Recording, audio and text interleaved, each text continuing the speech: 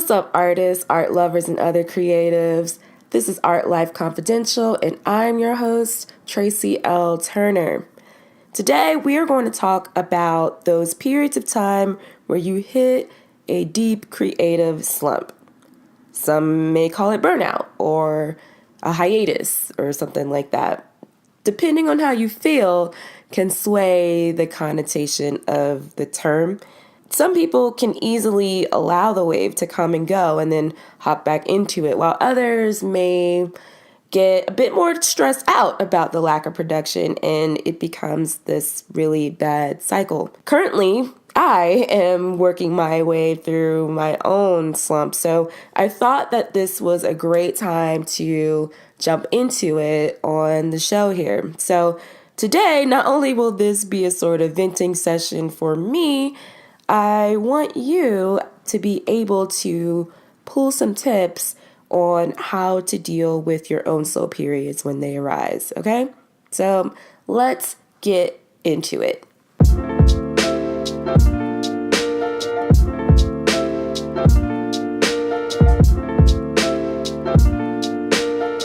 All right, so I'm going to start with how to know if you are in a creative slump. Here's some signs. Very low or zero motivation to do your work. Maybe you're facing a lack of inspiration, so you really can't work even if you wanted to. Maybe you're easily worn out by simple creative tasks. Say, sketching becomes a chore to you, or just any sort of really simple warm-up task or something that before was never a big deal to you now is such a strain. Maybe you might need a break. Or another thing that for me is a sign that I might need to take a step back is that you become increasingly critical about your work for no real reason. Maybe you might find yourself just shitting on yourself and what you do just out of nowhere. That could be a sign that maybe you might need to take a break. So, one thing to understand about slumps is that they are inevitable, okay? If you are really serious about pursuing a creative passion, you're going to hit these periods of time where things are going to be slow. So try not to fret too much if you find yourself needing to break down and take a step back from what you're doing. It doesn't mean that you aren't a serious artist or that you're lazy or anything like that, especially if the slump starts to hit after a period of substantial productivity. I mean, if you have been grinding for months on end on a project or a few different projects, it's okay if you start to feel burnt out by that. I mean, we are humans. We aren't machines, or most of us aren't. Anyway, hey, I don't know. But yeah, you don't want to completely overwork yourself to the point where you are just plumb exhausted. There's no need to force it once you hit that point. Maybe you need to take a break. Believe it or not, though, this is a part of the process. Allow yourself to accept this and understand it so that you can be more forgiving of yourself in the future when those periods hit again. If you're serious and determined to continue to work and share yourself, again, you will see more than one of these in the span of your career. So it would just be better for you to understand that this is a part of being an artist. And if you can anticipate it, that is even better. But even if a slump just kind of pops up out of nowhere, understanding what's going on and what you need during this time will make it easier for you to go through it. So all that being said, yeah, they fucking suck. Hitting these creative slumps where you just can't work, you're not motivated, you're feeling insecure about your work or something like that. It sucks, and it's just not easy. And so try to be a little bit forgiving of yourself through this time. That is something that I personally am working on. This creative slump that I'm in right now might be the worst one and the longest running one. So I'm really having to rely on a lot of the tactics that I've learned along the way so that I can make it at least somewhat easier on myself as I'm going through this fucked up process. So yes, hitting a stalling period can be a really tough time. One thing that I think is important is understanding why it's a tough time, why you're feeling what you're feeling. So I'll point out here that it's hard because for a lot of people, a lot of artists in these slumps, we are very vulnerable during this time. Any little thing can tip the scale of our attitude towards our work. So when we're in these really sensitive times, we leave ourselves so susceptible to harsh internal criticisms. And that's okay. Don't judge yourself for it. At least try not to. The key is to not let those thoughts stick. Don't absorb that. Don't start believing that stuff, because that's not going to help you in the long run. Just recognize when this shit is happening and to tell yourself that it is temporary and it's only happening because you're in a slump. That's just what it is. And it's not because you're a shitty artist or a shitty person or anything like that. These passions that we are pursuing take a lot out of us, okay? And as artists, we process things in ways that most people don't. So eventually, that's going to start taking its toll, all right? Congratulations, you're an artist. So with that being said, everyone handles their slumps differently. What's good for the goose may not be good for the gander. I don't know, is that the saying? Just because one person is able to feel better by, I don't know, taking a month-long trip to the fucking Alps or some shit doesn't mean your ass can do that or that you even need to do that. Start paying attention to some safe, healthy, reasonable actions that lift you up. It could be anything. Is it friends, hanging out with your buddies? Is it a good ass cry? Getting outdoors, having some alone time, smoking weed and watching bad movies? I don't know. Whatever it is, as long as you're not harming yourself or anyone else in order to feel better, do it. Because these little things will help carry you through the difficult time.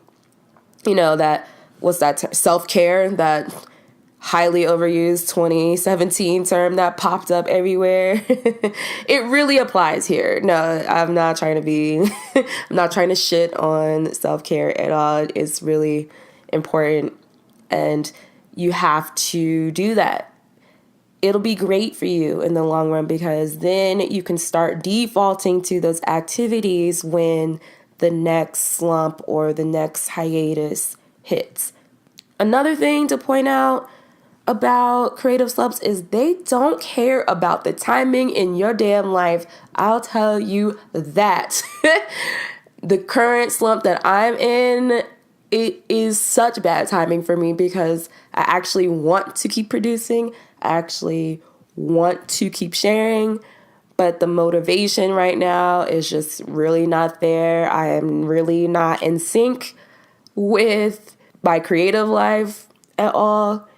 So I think it's not something you can plan for. So definitely just know that if you are a person that can compartmentalize to the point where you can plan out your fucking breakdowns or breaks or slumps or whatever, kudos to you. Hit me up. Let a bitch know what you're doing so we can all share it here on the podcast. But really, it's actually pretty healthy to slow or stop for a bit. If you can keep the timing in mind, that'd be great.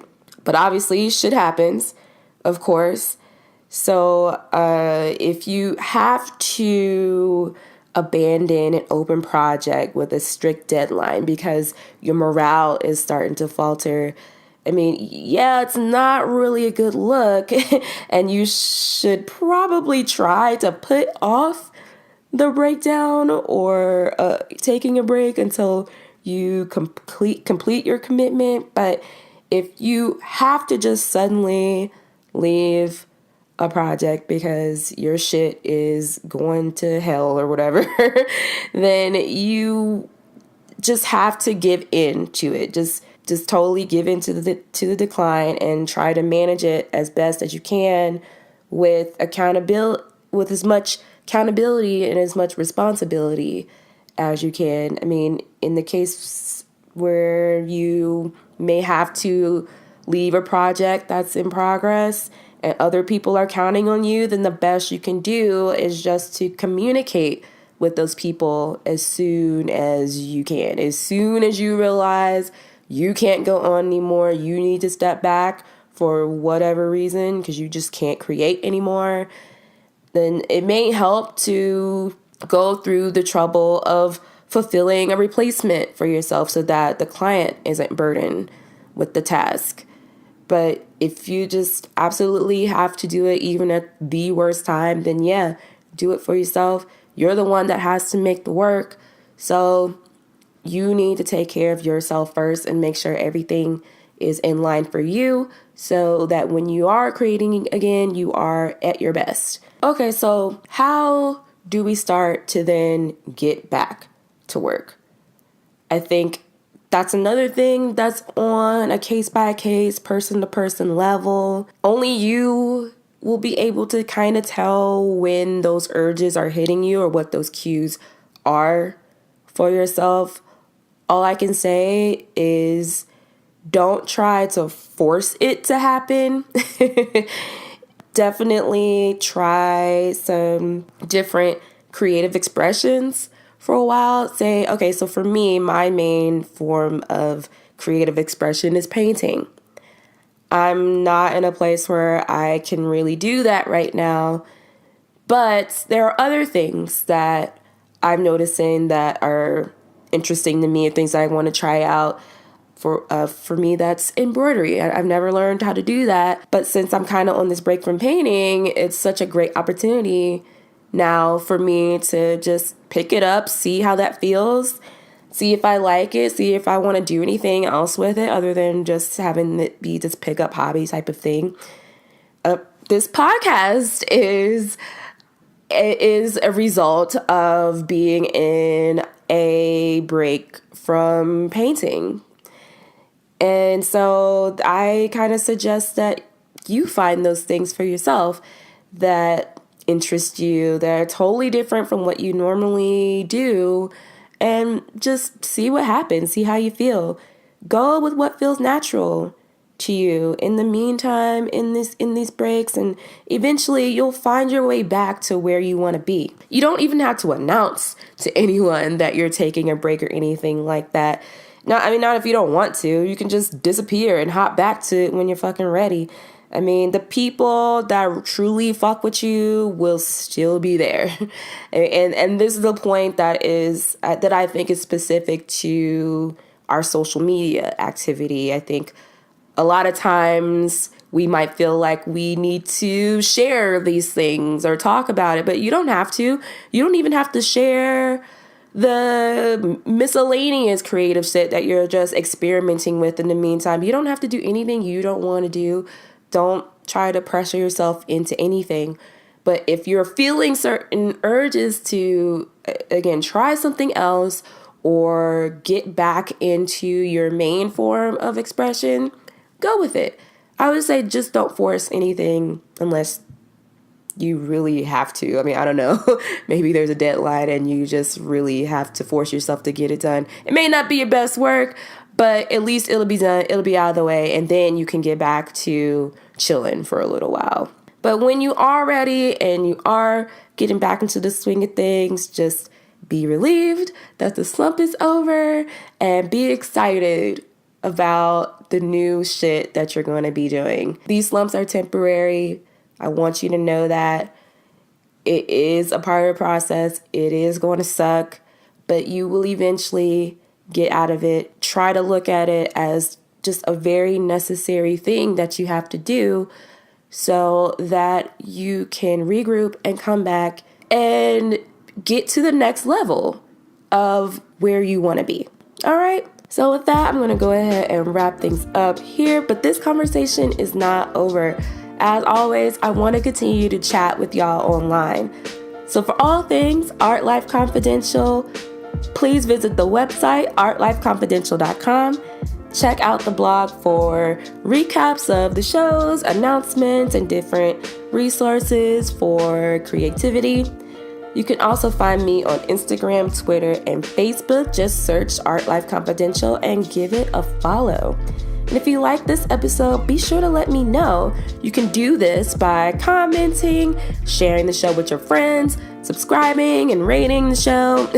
You can find me on iTunes, SoundCloud, and Stitcher. So you have so many options. These small actions that you can take are free 99, okay? And it would really help me out. So I know who's listening out there. And so I know what you're liking, and I can continue to bring you topics that you want to hear. All right? So that's it. Have a great week, everybody. Do something creative, and I will see y'all next time. All right? Bye.